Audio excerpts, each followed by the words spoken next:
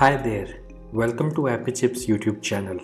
I am Ambajan and today we will learn how to install this app on Mac using Homebrew, which is also popularly known as simply Brew. But before we get started, let me answer some frequently asked questions first. To start with, what does a package manager like Homebrew does? Well, a package manager lets you install, uninstall or repair apps on your Mac. A package manager is very similar to App Store on macOS or Microsoft Store on Windows operating systems, except that a package manager uses commands that you type on Mac terminal to install or uninstall different programs. Some of the popular package managers for Mac include Homebrew, Nix, and Macports. And if you are coming from a Linux background, you will feel at home with Homebrew, especially if you have used package managers like apt, pacman, yum, etc. on Linux based operating systems. Next up, is it safe to install the Mac apps via Homebrew? Short answer, yes. In fact, Homebrew is the most popular and thus most widely used package manager on macOS. Moreover, Homebrew is a non-profit member of Software Freedom Conservancy Foundation, also known as SFC Foundation. Many other open source projects like Git, BusyBox, Samba, Wine are all part of this Software Freedom Conservancy organization. Also, you might be surprised to know that Homebrew is the most forked project on GitHub and it has the largest number of contributors on its GitHub repository.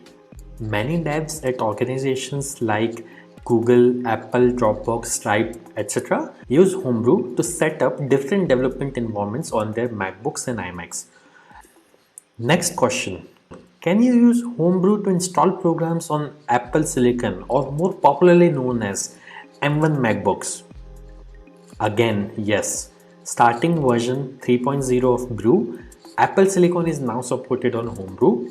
In fact, Homebrew also supports programs that are at the moment only supported via Rosetta 2 on Apple Silicon. Now that I have answered your questions on safety and compatibility of Homebrew, let's get to the installation process. Before we can install anything using Brew, we need to install the package manager itself, that is Homebrew, on your Mac. So let's see now how can we install Brew on Mac. Let me open my Mac here. First, you need to press Command and space on your keyboard. This will open Spotlight Search on your Mac. And then you have to type terminal.app. You will see this terminal app. Simply double click on it to open terminal. Let me maximize this terminal window.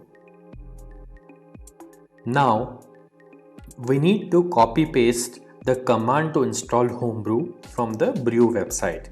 So open your web browser and simply go to the website brew.sh. Once you are on the website, you will see this section called Install Homebrew, which has a command that you can simply copy by clicking on this button over here. Once it is copied, you have to go back to terminal, right click, paste. Now that the command is copy paste over onto this terminal, press enter. This will start Brew installation. Now it is prompting me to enter my user's password on Mac. I am going to type the password now, but it won't be visible on your terminal. Once you have entered the password, simply press enter, and if the password is correct, the script will continue. Now it is saying press return to continue the installation. I'll press enter here, and this will start the installation of Homebrew on my Mac. Let's wait for this to finish. As this message here says, installation successful. So that's it. Brew is successfully installed on your Mac now.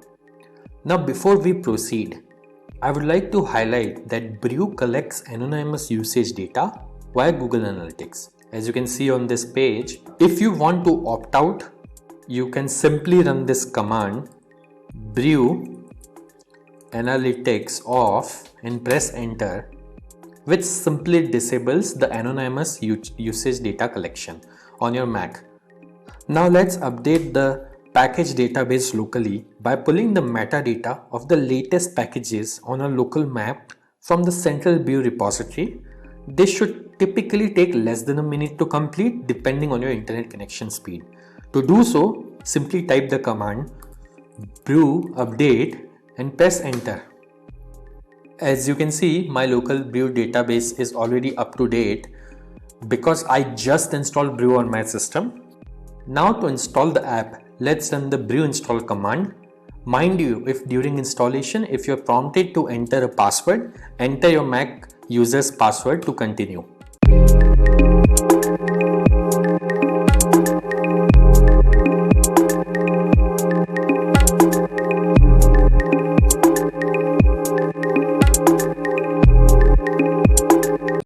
That's it. The installation was successful. If this video was useful, don't forget to hit the like button. And if you faced any problems during the installation in this video, please leave a comment below and somebody from AppyChip team will reply back to you. If in future any app installed using brew stops working, then you can simply reinstall it using the command brew space reinstall space the name of the program.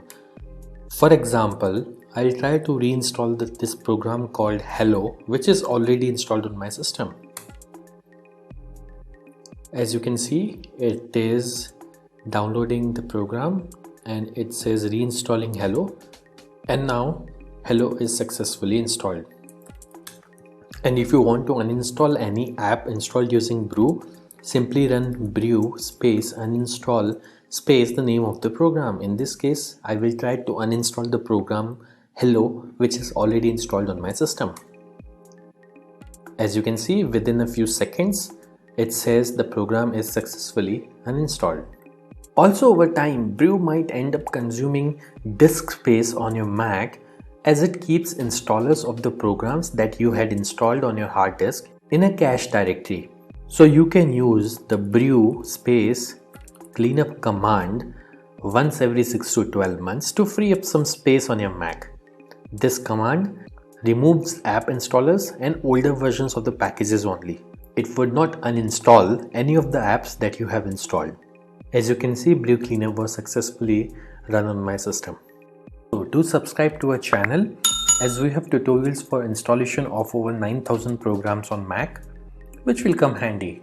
If you need to install other apps on Mac in future, chances are that we have got it covered already.